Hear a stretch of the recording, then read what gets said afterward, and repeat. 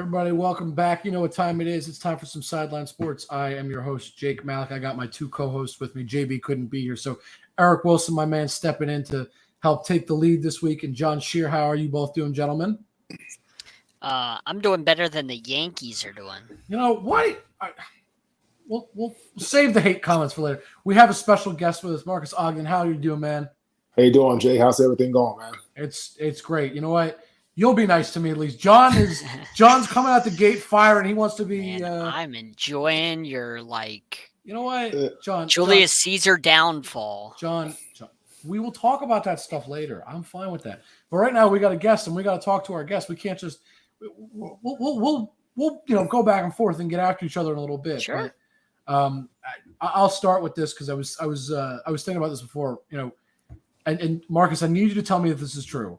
Everybody says, Bills fans are John, I'm sorry. I know you're a Dolphins fan. You don't want to hear this.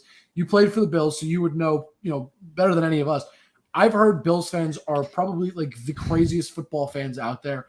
You spent a couple years on the Bills, so you obviously had some interesting moments, I'm sure. But are they as crazy as everybody says? Are they really as insane as we are, seeing as they're advertised? Well, I won't say they're insane. They're not like the Raiders fans, what I mean? Back when they were in Oakland. I can't speak for the Las Vegas side, but the Bills fans are the most loyal fans, I will say. The Bills Mafia, they do a lot. They are remember when Lamar Jackson got hurt and the Bills Mafia fans raised like $250,000 for his fund and all that, and they just love the team. Like, it's a blue-collar city. People are all about their sports teams. The Bills have a really good reputation of being a blue-collar team. I know Jim Kelly, Andre Reed, Thurman Thomas, and those guys back in the early to mid-'90s kind of set the stage for that. And, when I played there, I had J.P. Lossman, I had London Fletcher, I had Willis McGahee. I had, my D-line, we had Sam Adams, we had Aaron Schobel. We had some great guys, Chris Kelsay, Ryan Dennehy. And what we really excelled at was really spending time with the community. So the Bills fans, man, they're not like psychotic, crazy, like, again, Raiders fans or Eagles fans can be. But they're crazy like they love their team. Exactly. They're very loyal to the team and they love all that kind of stuff. All right, so they're pretty accurate to how they're advertised, because I feel like the way they're portrayed in media is they can't get enough of their team like the rest of us, but they are just they love it. They do. They love. Because again, like I say, you got to think like they've got the Buffalo Sabres, but there's no basketball team. It's really cold in Buffalo. It could be really depressing at times, in the snow, stuff like that. So they need something to rally around, and the Bills give them that to rally around. Sure. So before you played for the Bills, funny enough, you actually played for the Ravens. If anybody that knows you knows that, but they also know you have a brother, Jonathan, and anybody that also knows anything about you and or him knows that he also played for the Ravens. Can you just talk about what that was like, not only growing up together, I know you guys are a couple years apart, but still growing up together playing football, but then also being on the same team together for a season? What was that like? Oh, it was great, man. Like, learning the game from the best of the best is absolutely a privilege, because a lot of things I had trouble with or issues with, he was able to help me with technique and understanding the game, leverage, knee bend to angles, to how to block better, how to keep your body aligned better, how to keep a good balance, all these different things you need to be a great lineman. I was able to learn from him and be able to put that into action during practice and games, helped me out tremendously. And that's why I had almost a 6-year career in the NFL, because of my brother and what I learned from him and how to be versatile and how to, get along with your teammates. And, I was everywhere I went, I had great relationships with guys. I mean, like Jaguars who drafted me, then Ravens, and I had a great relationship with the guys on the Bills to the Titans. So, I mean, I talked to a lot of my teammates still to this day. I mean, I have my own podcast. I've had on Bo Scape on my show with my old teammate from the Titans. I'm talking right now with Fred Taylor, getting him on my show. He was my teammate with Jacksonville. I've had on my old teammate who's actually the assistant head coach for the Baltimore Ravens, Anthony Weaver, was on my podcast. He was phenomenal, sensational. So those relationships that I built during my career, they are still very close to me to this day. Oh, that's awesome. So I'll turn to the guys. I'm sure they got some questions. Eric or Jon, either one of you. Yeah. So who was your favorite who was your favorite player that you played with? Like, do you Besides, have? it's got to be besides your brother, though. Hold on. Besides your No, brother. I mean, we that's can't give him that option. of That's too course, like, easy. well, I mean, I thought that was kind of like a given. Hey, Yeah. That seems like the easy answer.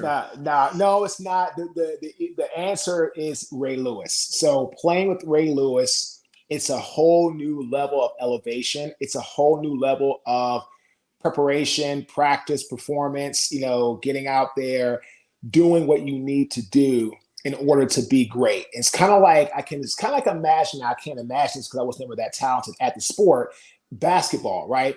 Playing with Michael Jordan, right? What was that like? Had to be phenomenal, sensational, had to just be next level greatness. Well, that's what it was like playing with Ray Lewis because he was next level greatness at the position. I mean, when you think about great middle linebackers in the National Football League history, you think of Ray Lewis, Dick Butkus, Ray Nitschke. I mean, yes, those are the names you think about, right? I mean, great middle linebackers. Yeah. I mean, the greats. I mean, like you're talking about like the greats of the game. So to play with one of the greats, one of the legends of the game, it elevated you to the next level. Because if you weren't going to bring your A game, he was going to make you pay for it, just like anybody on the football field. But when you have legends like that, if you don't bring the best of the best, it's going to be a long day. So without a doubt, playing with Ray Lewis, and the Ravens was absolutely my favorite person to play with. That's awesome. He seems like a good dude. So I got to ask you, was he as intense as he's advertised? It's similar to the Bills question. He seemed like a dude that was, no matter what he was doing, and I mean this, was he in the locker room the same way? Was he always just that intense of a guy? All day, every day. All day, every day. And that's what made him great because, people say, talk about Butkus, like anytime he stepped on the football field, he was going to hit you, right? That's just the way it was. And that's just what he did. Ray Nitschke, we interviewed on our podcast, my old coach, NFL quarterback, great Ken Anderson, talking about how when he played for the Bengals, he played against Ray Nitschke his rookie year and how Ray was like, trying to put fear into him and trying to, get him out of his game. And, he was going to hit you. If you were anywhere around Ray Nitschke, he was going to hit you. That's the way it is. And so that's exactly what Ray Lewis brought, that just every second of the day intensity is what made him so great. Wow. So Ray Lewis, and just to keep talking about it, because you say you clearly rave about him, so I want to know how he affected you in some ways. He could read a defense. It looked like nobody else. Is there anything he ever gave to you as an offensive player? Like, hey, I noticed when this, when a center does this, I know whatever, right? Did he ever give you any of those little tips that he notices from his side of the ball to help you avoid making, I don't want to say a mistake, but doing something that would give something away to the defense or help the defense in any way? Yeah, because you can give away tendencies if you don't keep a balanced stance, you don't keep everything in motion and, all these different types of things. And that's exactly what great teammates should do is they should educate you on what you're doing incorrectly or giving away so that in a game you can fix that, you can tighten it up. Right. And that's all it was in that regard. So I mean, there were a lot of guys like that. Ray Lewis was great at that. Another great guy that was great at that was London Fletcher with Buffalo. I played with him, middle linebacker, great guy. London was not the biggest, the fastest, the strongest, but he always was in the right position. He knew the game, and because of that preparation, it made him another great player that I played with. Another great one I played with was Laurie Malloy.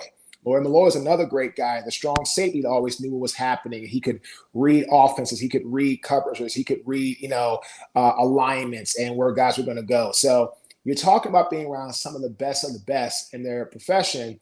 It just makes you understand how much work goes into being a great player in the National Football League. Oh, that's awesome, man. It's crazy to think you played with some of the greatest players of all time, man. I mean, oh yeah, I played with Ray Lewis. I played with Ed Reed. I played with Terrell Suggs. I played with London Fletcher. I played with my brother. I played with Fred Taylor. I played with another guy. He's another great one. He was really, really great back in the early '90s. Hugh Douglas. Near the end of his career, I played with Hugh Douglas in Jacksonville. I played with the big boys in the middle, John Henderson and Marques Stroud. I played with Albert Hainsworth. I played with, a young, but he became a really good player, Michael Griffin. Just some greats, man. I mean, really and truly, just, I played with, Eric Moles, who's a great receiver with the Buffalo. So, I mean, just being around some phenomenal guys, man. And I played with Jason Peters, who's actually just signed with the Cowboys. Yeah. And Jason, Eric, that's gotta hurt, huh? I had a locker right beside him. You know what I mean? And so I'm very, I don't say I'm surprised they signed him. I know, for Jason, he's a phenomenal player. So, I just don't know if Jason is going, what's going to be the role? Is he going to start at tackle? They have a rookie day. I don't know what round that rookie was they drafted or they've got right now. And well, I think he's in to replace Tyron Smith, who that's probably going to miss the season. Yeah, I mean, if I'm Tyron Smith, man, like if I'm him, I think it's time to shut it down, man. Like, I mean, that poor guy, dude. He's going to the Hall of Fame. Like, yeah. I just shut it down, man. Like, he's had so many injuries, man. Back to neck to now hamstring. Like, I mean, it's just gotta be. I mean, he hasn't had a full year in a couple years. So they have some kid at rookie left tackle right now. I don't know if he was drafted, whatever. They're going to start him this week against the Bucks, which is going to be a great test. But, Jason is going to be a good player for them. I just don't know what role they're looking at and then how durable he's going to be at 40. But, hey, man, I wish him all the luck in the world, man, because if somebody wants to sign you and continue to play, you can pick up a paycheck, man, you go and do it. You go and do it. So Marques, that brings up a great question because, you talk about, players sometimes playing past that point, but we've seen it happen for so long. As an athlete, you feel you're invincible until you get that one true hit, but then mentally you're still like, no, I can still go because you watch the game, and understand the game. So it's like, I can still produce at a high level. And for the Tyron Smiths of the world, and even I'll go so far as to say Jason Peters, which, listen, Jake, real talk. When you leave Philadelphia and go somewhere else, guess what? I thank you for your service, but let's move on. If you want to go to the hated enemy, hey, that's your choice. You get the paycheck. I understand that. But, Marques, my question to you is, for you as an NFL player, when did you have your epiphany, your aha moment of, okay, you know what? It's time for me to truly transition to the next chapter of my life? That's a great question, man. So I remember I was out, I retired, I was 28, and then I got into business. And then I remember I was 32. I just moved to Raleigh. I was broke, lost everything, tried to get my life back together. I called my old director of pro personnel, John Guy, when I was in Buffalo, gave him a call, went down to Florida, did a workout, all this stuff, put some stuff together for some NFL teams. Like I hadn't played in like 4 or 5 years and shot some stuff out and got a couple of little interesting bites, but nothing ever stuck. And then I remember I played some indoor football here in Raleigh. And I remember I ended up going, somebody from the CFL called me, from Saskatchewan called me. Is it Russ Landy? I'm just asking. The Rough Riders, yeah. So like, okay. So I was like, okay. So the Saskatchewan Rough Riders, and I'm like, all right. Gave me a call. They brought me down to camp in Dodgertown, wanted me to come play tackle for them, all this other type of stuff. And after camp was over, man, I was like, no, I took probably, damn near 250 to 500, one-on-one pass rush reps the entire 2 days. Like it was just one-on-one pass rush reps, no team drills. It was crazy. And then finished, and I was actually, at the time I was 36, and I was the oldest guy out there, and I was doing really well against the guys. But then I said, man, where am I going with this? Like, okay, I'll go to CFL, play for like what, 40 grand, 50 grand Canadian, and get taxed there, get taxed here. Like, I'm not going to go to the NFL again. I'm 36 years old. I've been out for too long. What am I going to do with this? And so I ended up not going to Saskatchewan. I was like, man, like, this is not going anywhere. Like, I need to move on with my life. I need to pay attention to and at the time, my speaking business, I got my first paid job about the year before, like 2016. So it's like right at that time, 16, 17, I went to Saskatchewan's camp. So I just got my first paid speaking job, had a little bit of success, and I was like, what am I going to do? But it wasn't anything like I'm doing today. And I say, you know what? I can't do this. I can't go back and forth. Like I can't drop speaking and try to go play football and go, and where am I going to go? And so the NFL's out. This is not going to work. So at that time, that's when I said, okay, I was 36 years old. I just turned down Saskatchewan after camp in Dodgertown, Florida. I said, yep, it's go ahead. It's time for me to move on. And so that's what I did. But again, everybody's got to have that epiphany, because if you try to do the game too long, and that's the only thing I worry about with Jason, right? I mean, he's 40. I don't know what kind of shape he's in. I don't know how his body's going to hang, going out there and doing it. But, we'll just have to see how it goes. But I just don't want him to go out there and get hurt or not play to a high level like he did for his entire career. And then they say, oh, you should have walked away. You should have been, you know what I'm saying? Because like people always say, you should have done that. Like, it doesn't matter. But still, I don't want someone's legacy to be left at that. Like, you should have walked away. You should have not come back. You know what I'm saying? Because no player wants to hear that. Like, oh, why'd you come back? When you're older, like, damn, man. When you're like in your 60s, like, why did I go back at 40? Like, that didn't make any sense. So I just hope that he stays healthy, because that's the only thing I worry about him at that age. But he was definitely one of the more elite tackles when he played at his prime. So hopefully he can hold up for a year and again, go to the Cowboys and at least help them out in some regard. Yeah. So I want to transition really quick. Can you talk to me about the success cycle? Because that is your book, and I'm really curious. You talk about achieving your goals both on the business and personal side. So again, where did this come from? And more importantly, what drew you to create such a, bestseller? And, you're an international speaker. By the way, shout out to Howard University. I always want to promote the HBCUs, when we're talking to people. But when did all of that begin to really come together for you? It started in 2013 when I wanted to speak. Then I wrote my first book. It was published in 2015. Then the success cycle came about in 2018. I started thinking about what got me to the point of success. It was ambition, drive, and hard work, repeat.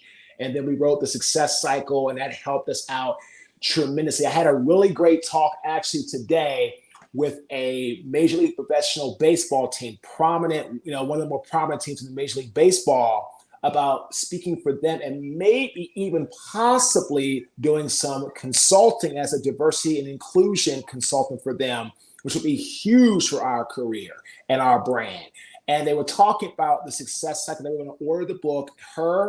She's the director of HR, and their president of operations were going to read the book. And then I'm going to talk to them on my birthday about consulting for them next year with their minor league players and their 40-man roster and their leadership team and all that. And it really stemmed from, the book and all I was talking about with ambition, drive, hard work. And then I got into some different things I speak on, like leadership, diversity, equity, inclusion, sales and marketing, so on and so forth. And she really loved it. So I'm very optimistic that. And it's interesting, this team is from what she told me, a very racially divided town. So having someone that's an HBCU grad, you mentioned I'm a Howard grad, I actually get inducted to Howard's Athletic Hall of Fame this month, September 30th. I'm in their Hall of Fame, which is amazing because I go from thinking my career's over after high school, one scholarship offer to college to go to Howard, become a 4-year starter, their first and only O-lineman ever drafted in the NFL, still to this day.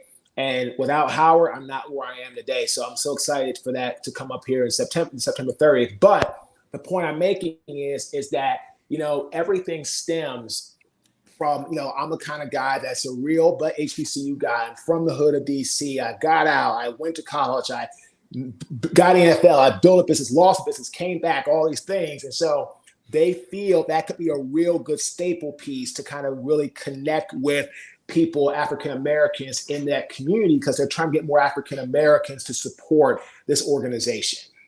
That's awesome. That's fantastic. So, John or Eric, any other questions before we let Marques go? No. Anything else that you would like to promote? Any social media sites that you have? Yeah. Where can the people find you? Where can they find you? Yeah. They can go to our website, www.marques, MARQUES, Ogden, OGDEN.com. You can also put me on Instagram at Marques Ogden, TikTok at Marques Ogden 71, LinkedIn Marques Ogden, Facebook Marques Ogden. But we also have a podcast. It's called Get Authentic with Marques Ogden, We launched June 22nd of this year. 6 weeks after launch, we were in the top 2% worldwide most listened to podcasts in the industry. We've had on athletes, current athletes, retired athletes, basketball, baseball, football, entrepreneurs. We had on a guy today, one of the most world-renowned, famous photographers and artists, David Drebin, out of New York, who came on. And David's got artwork and photography all across the world in different galleries and art museums. And he's just a phenomenal guy. He's on our show. Like, it's just, it's so diverse. It's kind of like the Joe Rogan show. You never know who's coming on, but everybody has an authentic story. And because of that, we've been able to grow to that regard as one of the most successful podcasts in the industry that's only basically about 2.5 months old. So we're excited for the future. And they can go on Apple, Spotify, Google, iHeart, Stitcher, YouTube. Again, Get Authentic with Marques. Ogden is the name of our show. Oh, that's awesome. Marques, I really appreciate you coming on. Thank you so much. It was great talking to you. Have a great day, guys. Thanks for having me. Yeah, Marques, thank you. Appreciate it. All right. John, there was something you wanted to talk about. I don't know. I'll let you have first your you go topics. on with what you want to say, and then I will transition into what I want to say. No, that's fine. So for the viewers at home, John, myself, JB, who's not here, and a couple other people that we all know are in a fantasy football league. And one of the people who is on this network, Jacob Christner, is a very smart guy when it comes to sports and talking about them. He's a great guy. So I preface all of this by saying Jacob is a great guy. You should check out the Pundit's Pundit. He is a very smart person. There is no questioning whether or not he's smart. With all of that said, I may have seen so let's not go too crazy. I may have seen the most silly and useless set of moves in fantasy football today. And I had to bring it up. And I bring it up because I'm so dumbfounded. I want everybody to hear what happened.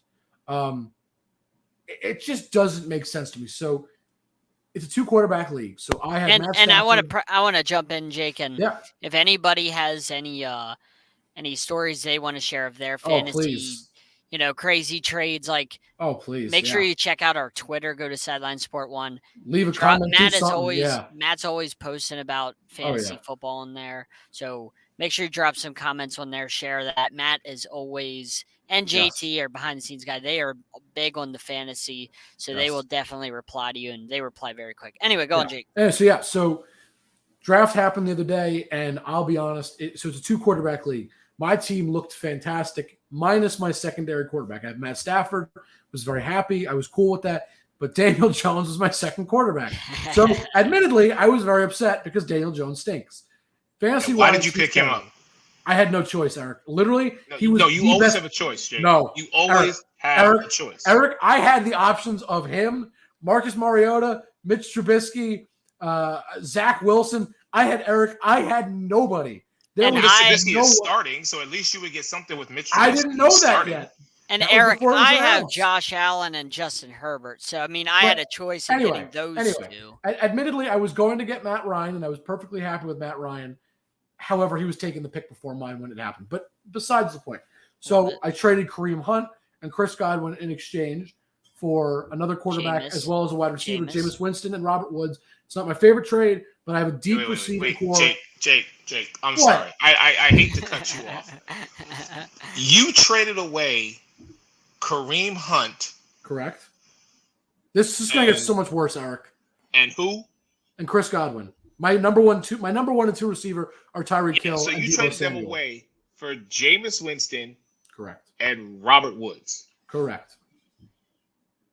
Hey, when you have Tyreek Hill and Deebo Samuel as receivers 1 and 2, I don't think you need Chris Godwin. I never thought I would do this. I really never thought I would do this. Hey.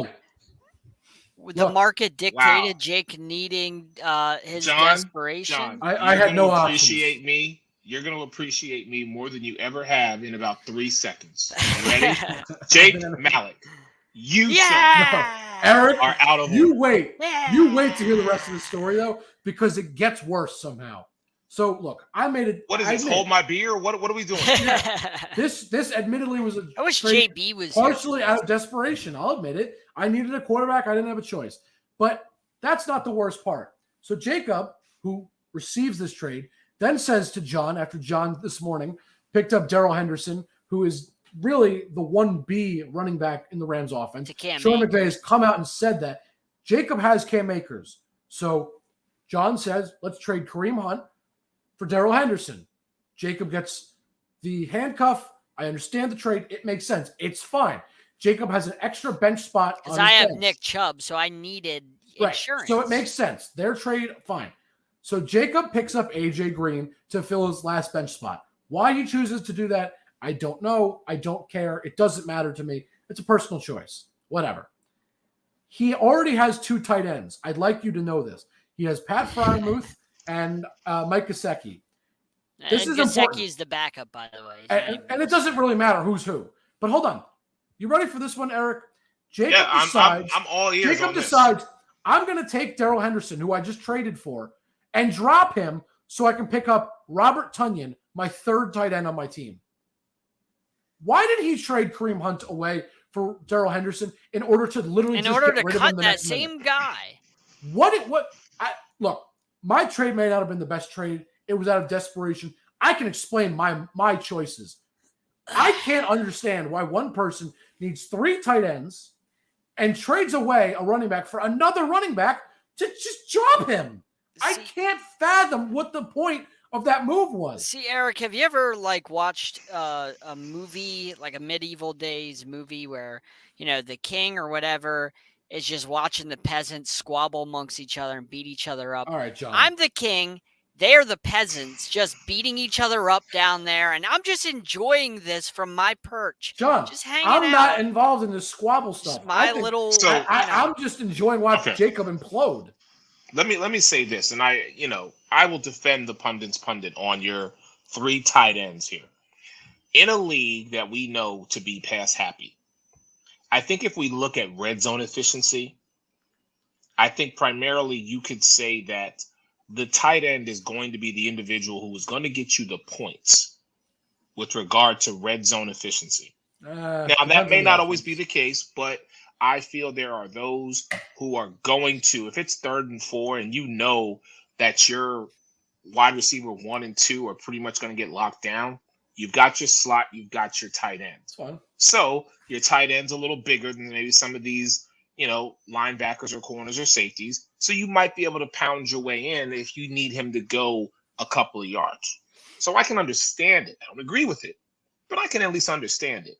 But yes, why he would take a running back to then trade for another running back only to drop said running back, that to me, I think we need to ask the pundit's pundit this coming Thursday, what was your mindset when you made this decision?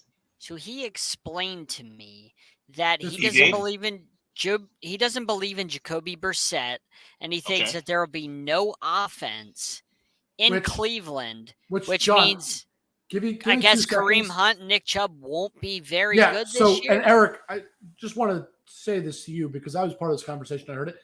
If that's how he feels, which while I disagree, why trade for that? He's entitled to his opinion. Why did he trade for Kareem Hunt in my original trade? What was the point of doing that? Trade bait. I fail to understand. Can we bring JT on because he seems to be a fantasy guy? Let's ask him a little bit of. Is JT around? Is he available back there? Because he's a fantasy guy. He wanted to talk a little fantasy. Yeah. So JT, you've heard all this. What are your thoughts on this madness? Well, I gotta say, my peasants squabbling. So the original pickup of Kareem Hunt, I'm here for. I gotta say, I originally had him in as one of my keep away picks for the year, but it's Kareem Hunt. He's a productive running back. He obviously has what he needs in the tank, especially if he's just going to be, a reserve guy. He's going to ride the bench for your fantasy time. There's no reason to make a trade like that, especially this early, to then just dump him off. It seems kind of ludicrous to me, but I was thinking when you were first explaining it, I was thinking kind of what Eric said. Maybe it was just like a bait type move or something. Like he has absolutely no value, so he doesn't want anybody to have him. I don't know what's going on there. Yeah, I mean, I'll just be honest. I'm gonna pick Henderson back up, and he's going to go right back. You're not going to get him, Jon. You have no. Like, my waiver pick is before yours, and I already put a claim. Of course, I get the opportunity. I'm going to do the same thing I just did. John, who wouldn't take Darrell Henderson? What's the worst that happens? There's no losing and picking him up. No. Why Jacob would get rid of him is like I can't understand. I mean, once I heard that this guy cut the guy that I traded him, I was like, well, why don't I just go pick the same guy back up and then, try and trade him again for more value? Yeah. No, I mean, listen, I completely agree. Like I said, I think we need to ask the pundit this Thursday. Please explain your mindset to us so that we have some understanding. Like, change our minds, because in all of our minds, we're thinking to ourselves, that didn't make sense. There has to be a method to your madness. What is it? Eric, I'm gonna let you in on a little secret. Last year, he was one of the worst teams in our fantasy league. I was last place, and I'll tell you why I was last place. Because if John remembers, because you picked Daniel Jones. I mean, no. There were consolation bracket playoff games that I didn't know I was even involved in. So I ended up losing like 3 games in a row because I had no idea that those were supposed to happen because I had already lost my playoff matchup. So I thought I was out. So I ended up losing 3 straight games, not knowing I had to play them. So of course I end up in last place. Can somebody change his name to Fernando Tatis? All right, hold on. Like, I'm about to admit that's my fault. That's fine. But Jacob was just the worst team. Like, he never made the playoffs to begin with. He just stunk from the beginning and only avoided last place. He did score the least amount of points in the exactly. League. Like he avoided last place because I made stupid mistakes. And I'll admit I made a stupid mistake. But it was also a free league, so like whatever. You might not pay attention as much. He stinks. I'm gonna say it. He stinks. And I'm happy to take advantage. All right, well, fellas, before I hop back off, thanks very much for having me on real quick. I gotta say this is technically my first podcast appearance ever, so hopefully first of many. But it is the first of many. You will definitely be involved in a lot more than just tonight. All right, Today's the first step. But I'll leave you with this analogy. It sounds like that trade that we were talking about, Darrell Henderson, Kareem Hunt to then drop for Robert Tonyan, is kind of like Jake's quarterback Daniel Jones's big play last year where he had the 80-yard break. I'm just going to remove JT because I don't want to hear it. I am not here for slander, sir. Yeah, goodbye. You come on my show and you watch yourself, John. That's Sir JT. Yeah, you're done. You're out of order. Goodbye. That's not how we do. I respect. Hey, he's first out of order. I'm proud of him. I respect his ballsiness to come say that, but absolutely not. I am not here for the slander. Now, John, you were telling us before the show there was a topic you wanted to talk about. Okay, so we're talking Kareem Hunt and these wacky trades and whatnot. All right. So I thought of a trade scenario today because part of the reason why I'm happy to get Kareem Hunt is not just the insurance policy on Nick Chubb, but I think that this guy is going to end up getting traded. Like, he once traded. Possible. Yeah. Cleveland needs to get some value. They need to get draft picks. They trade away a lot to get Watson. Yeah. John, I'll be honest with you. I have Kareem Hunt in multiple leagues. I'm all on the hype with him. I agree. Right. So I'm with you. You're right. Here's a scenario because this guy's already on his way out the door. He's already barely keeping his job at running back. And this offense is super dynamic, at least on paper, because we haven't really seen it with their new addition with at Deshaun Watson. They can be dynamic. You're right. No, but he's Kareem Hunt's backing up Nick Chubb. That's he's never going to get the full-time job. But I'm saying the Cleveland offense can be dynamic. Right. With Deshaun Watson. But on this guy's new team, in my scenario, if you get rid of the guy that's already on his way out the door, if you get rid of Josh Jacobs and you go and get Kareem Hunt and you put him on the Raiders with Devontae Adams, Hunter Renfrow, Aaron Waller.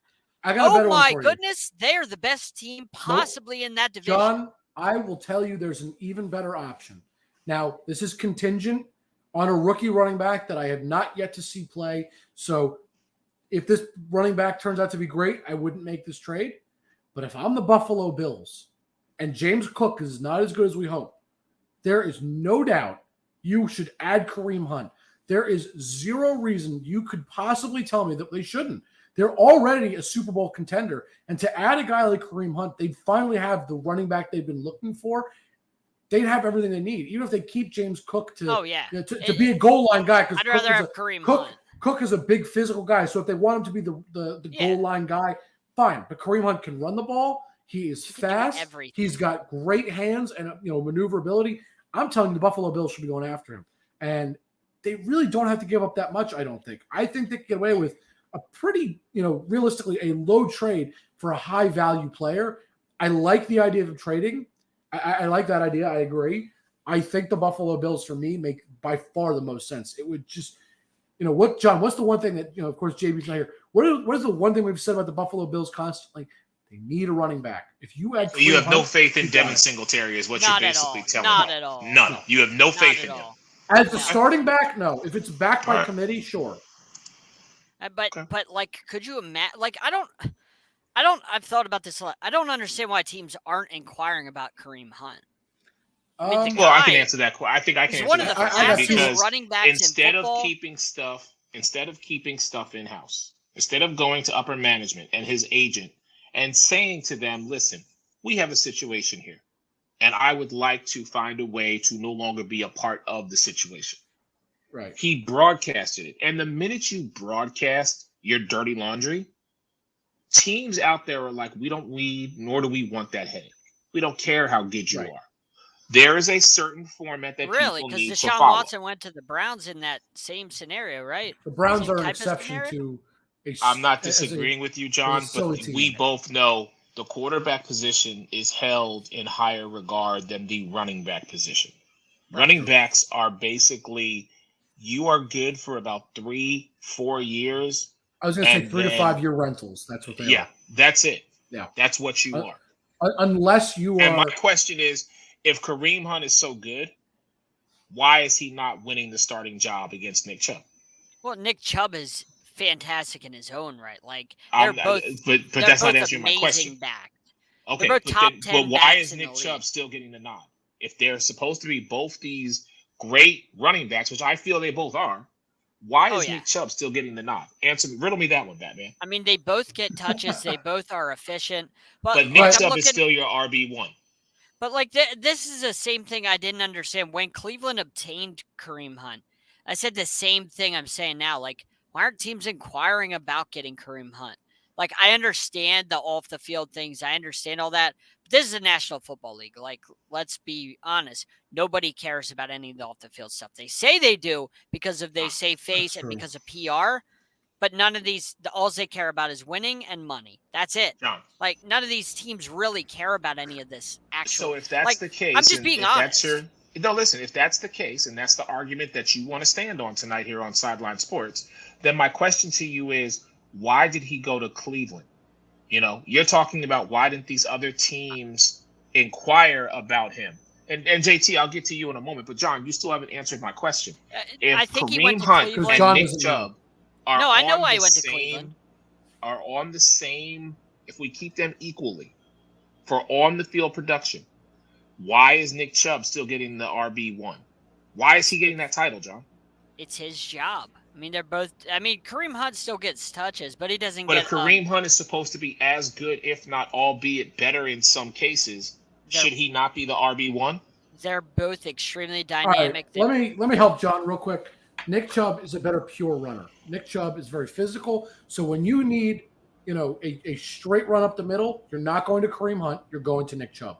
When you're in passing downs, which is where Kareem Hunt gets put in more, where you would like to pass the football as a check down even, that is where Kareem Hunt has been implemented. That's why I said what I said, about the Bills was James Cook would be your guy even if he's half as good as I expect. You can use Singletary. It doesn't matter. They're both more physical, I believe, than Kareem Hunt. Make them your physical back. Have Kareem Hunt be your, 2 to 3 down back where you can use him in the passing game.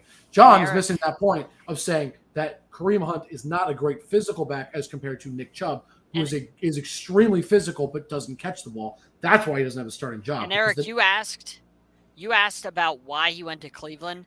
It's because you gotta rebuild your image. So he went there, much like when a quarterback like Jameis, he went to the Saints to kind of rebuild his image. Different circumstance, but he went there to rebuild his image as a quarterback, try and build up a little bit of credibility, try and learn things like that. Players do that. So Kareem Hunt, I believe, ultimately went there to do that. I believe it happened, but now he's stuck there. I don't think he's stuck there. No, I mean he's stuck there as like the 1B to the 1A of Nick Chubb. Right. But now he wants out because he's like, okay, it's time. Like, I want a job. I don't understand, like, once you rebuilt your image, why you didn't just ask out immediately, why teams aren't calling about this guy. Because John, because he's I just told you why. Because he's the guy making it public instead of going through it the private. But if you're the Buffalo Bills, Eric, are you calling about this guy and saying they might be, John? We don't know if they are. No, I'm just saying. Maybe I don't want that headache, John. Maybe I don't want that. Maybe I don't want that headache. As an owner, if teams were calling, we would have heard about it, right? Not necessarily. With all the news that comes out, with all the reporting. I don't know, John. Social media. You want me to call? Listen, John. You want me to call Mookie real quick and ask him? Yes. I'll call Mookie. All right, I'll call Mookie. Y'all keep going. I don't want the Bills to get I'll call Hunt, Mookie. No, but if I'll the Bills call get Mookie Kareem Hunt. Hey, what did you had the audacity to come at me before. So watch your step. What did you have to say? So I just kind of, as a Cleveland guy born and raised, I'm out in Pennsylvania now, but Cleveland's my team. So I feel like if you just kind of take a step back from each of those players' individual, stats, their off the field stuff, anything that comes with either of them, when you take the role that each of them has, I think they brought in Kareem Hunt to basically make it a dynamic running back tandem when they made that one of the best in the league. And I think that over the course of the last 2-3 years, however long it's been that we've had both of them, that they established that Nick Chubb is going to be, in the running for top 5, top 10 running back every year, and Kareem Hunt's going to be the kind of more versatile guy who can pop out and catch routes and stuff like that, and excel in pass catching in ways Nick Chubb can't, because he's just so explosive and just a bigger body. So I think it all just depends on what you're looking at as the Cleveland ownership point of view, and you just want guys in both ways. And yeah, honestly, I heard all of your guys' arguments. I was just trying to analyze it all. I hear good things from all three of you guys. Eric saying that there is the off-the-field issues. He's trying to, him making it public is kind of, it's a no-no. Like I said, I had him on my preseason, stay away from list as far as fantasy is concerned, but he's a great player, and I think if you just keep him in the Browns, scheme, that it's going to just continue to excel as it has the last couple of years. Okay. Eric, what do you got? He wasn't available. I left him a message, but I also sent him a text just asking him point blank. I said, listen, we're talking on Sideline Sports here tonight, and we're having a conversation about Kareem Hunt. I said, to your knowledge, have the Bills inquired to Cleveland for trading for Kareem Hunt? So if I get a message during the show, I'll make sure I relay it to all of us here tonight on Sideline Sports. Okay. Well, all right. So, John, was that what you wanted to talk about with fantasy? Yes, I just thought of that today, the scenario of the Raiders obtaining a better back than Josh Jacobs, having a guy like Kareem Hunt to go along with all the other weapons. My gosh, how would you stop that offense if they had a real running back? Because let's face it, Josh Jacobs is washed up. He's done. No more Josh Jacobs. I'm done with Josh Jacobs. Wow. You get a guy like Kareem Hunt, in addition to those other weapons, I don't see how you stop that. The defense isn't very good, but the offense what makes you think Josh Jacobs is washed up? I'm just curious. Josh Jacobs is cooked. I mean, this guy's just not. What about him? He's not the same guy that he was a couple years. I'm done with Josh Jacobs. He's on his way out the door already. Washed up. So John is already writing off a 23-year-old. I'm writing off. John, do you know how many seasons? Do you know how many seasons he's played in the NFL? He's cooked. He's played 3. Do you know how many seasons he's had over 1,000 yards from scrimmage, meaning passing yards that he's caught or rushing yards? 3. 3 seasons, baby. That's it. Last year he didn't rush for as many yards. He rushed for about a little over 850. While the 2 previous seasons he rushed for over 1,000. But last year he also had his highest receiving season with almost 350 yards compared to 238 in 2020 and 166 in 2019. John, look, I don't really see how a guy that's averaging over 1,000 yards per scrimmage is cooked. There's reports already that you might lose your job, and you're as good as you say you are. Who's he losing his job to, John? Kenyon Drake? Already reports that. From what? That he's find them. Stop on the talking verge and go of find losing them. his job. Stop talking and go find them. Whoever they got behind him, apparently. Nobody. There's no chance. John, who are they losing? Zamir White, Brandon Bolden, Amir Abdullah. It seems that Josh Jacobs could be on his way out of John, Vegas. John, can you find these They could be as articles? fed up or you as just- I am with them. John, do me a favor. Find these articles that you're discussing instead of got pulling you. out of your Better butt. Call that's what Phil you're doing. Jones and ask Phil. Phil will tell you. Call Phil. Because there's no chance. Call the unfiltered truth and find out from him what's going on with Josh Jacobs. Since you want to be I'm so pro Raiders right now. I thought your team was Miami. Really. I'm a 305. football fan, and I pay attention Yeah, to all things football.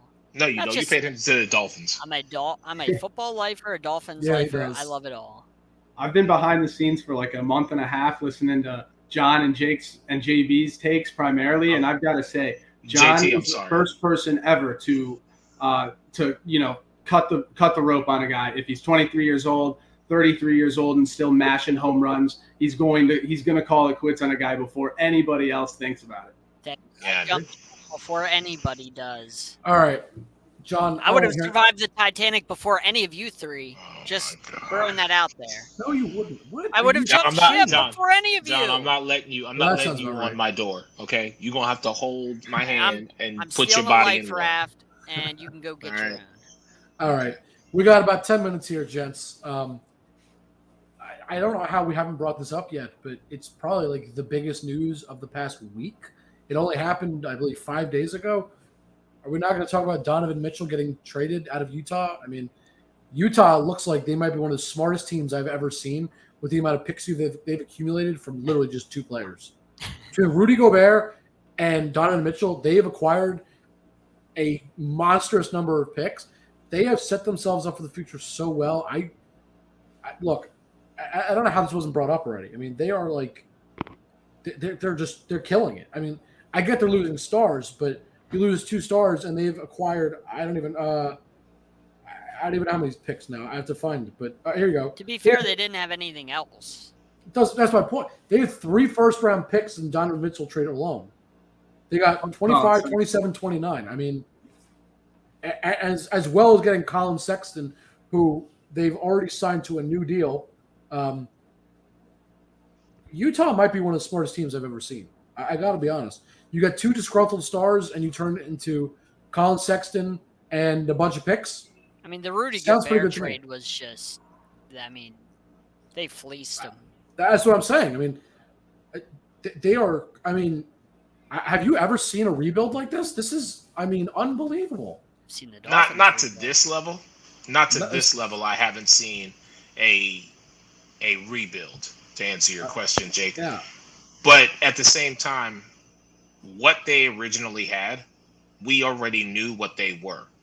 They were a adequate regular season team. They did enough to put themselves in position to make the playoffs. And then after that, it was like they just started to teeter and spiral out of control to where they basically walked themselves out of the playoffs. And so now they have this opportunity to, as you said, rebuild. Is Utah the smartest organization? I will say one of. But again, when's the last time they've been to an NBA Finals? When's the last time they've produced true superstars who, like, when they were playing, people gravitated to the television to watch? We're more focused on John Morant. We're more focused on, what Luka is doing. There's so much in the West that, if they were in the East, I think this would be a different conversation. But they're not. To answer your question, Eric, probably the last time, which is sad to say, is probably when John Stockton played. That was probably the last time that era. I just went with John Stockton because he popped in my head first. But it's the same era of basketball we're talking about, those 80s, 90s. That area, if you will, that time period is approximately probably their last time being this relevant or rather relevant in general. I mean, yeah.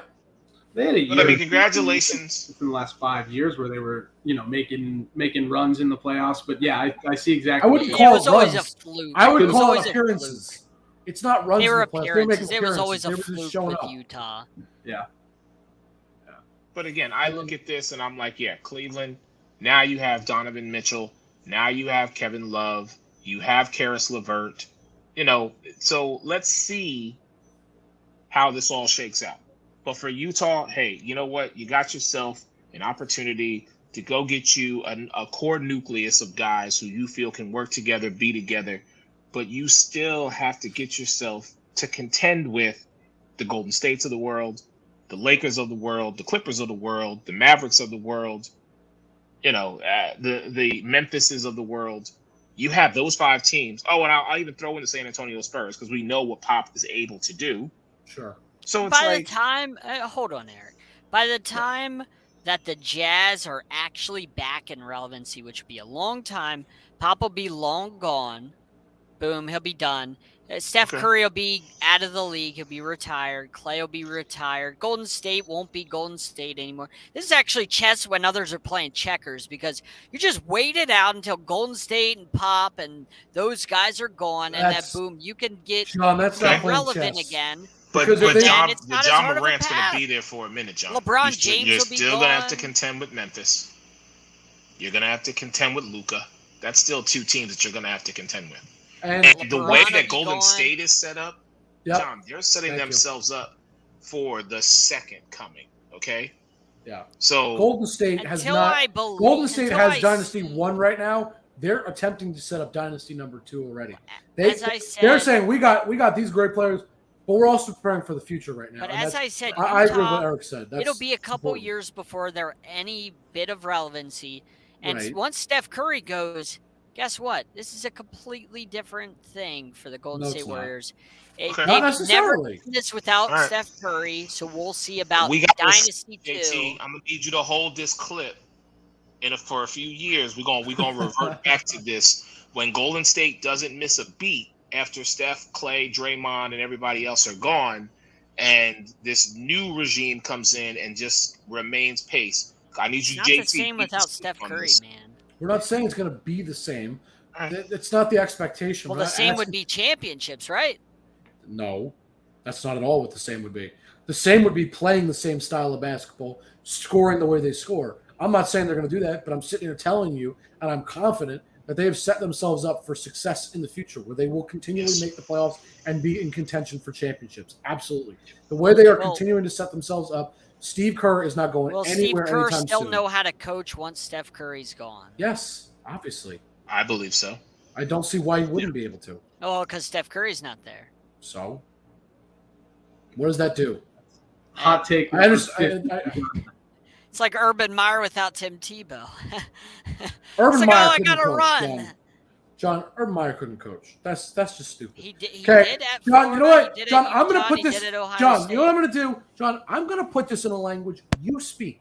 And I am going to say the nicest thing I will ever say. So hold on to this clip, please. This is the nicest thing I will probably ever say to you, John. Thank you.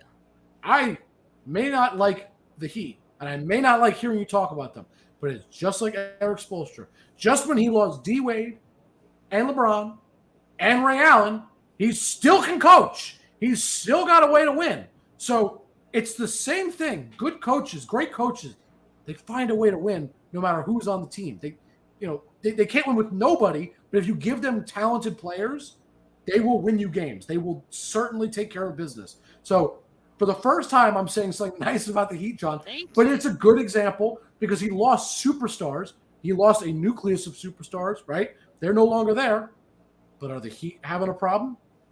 Doesn't look like it. I mean, they look like they're just fine. They got new players. They got a new system. Tyler Hero is a perfect example of a guy that was just it's an organic player. Like he wasn't Jimmy Butler where he came to the team and he was already established. No, Tyler Hero, perfect example.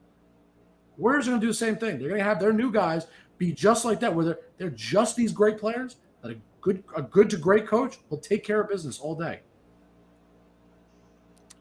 I appreciate you talking about the Heat to end the show. I mean, anytime you talk about, my Miami Dolphins or Miami Heat or maybe the Orioles.